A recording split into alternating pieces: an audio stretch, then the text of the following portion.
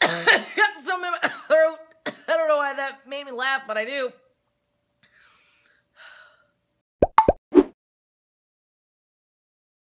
Hey guys, I just read some crazy fast food news that I thought I should share with my Love Food and Money subscribers ASAP. ASAP. As soon as possible, because it's kind of crazy. Pizza Hut and Taco Bell. I'm at the Pizza Hut.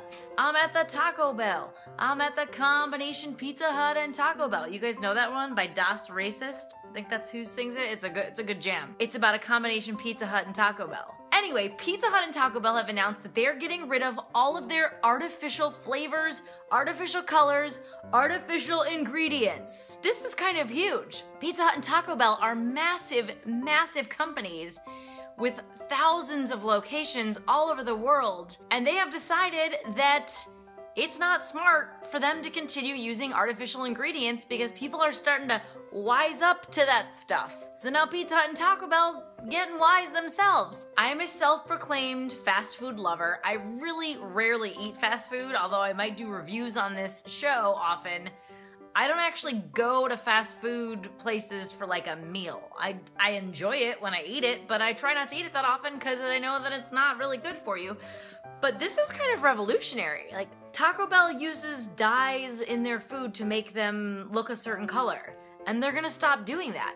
They use artificial pepper flavoring to season their beef, but they're gonna start using real pepper. You gotta give them credit for keeping up with the times here. So these are gonna start rolling out soon. Okay, apparently Pizza Hut is dropping all artificial ingredients as of July, which is 2 months from now. Taco Bell, it's gonna take them a while to, change all of their ingredients, but they're saying by 2017, they will have no artificial ingredients on their menu, except for their sodas and their co-sponsored products like their Doritos taco shells. Thank God. What do you guys think about this? Those of you who avoid fast food because of all of the artificial ingredients, would you be more likely to eat at Taco Bell because of this? Are you gonna be more likely to swing through that drive-thru and think outside the bun? Will you hit up Taco Bell for a Mexi Melt? Oh.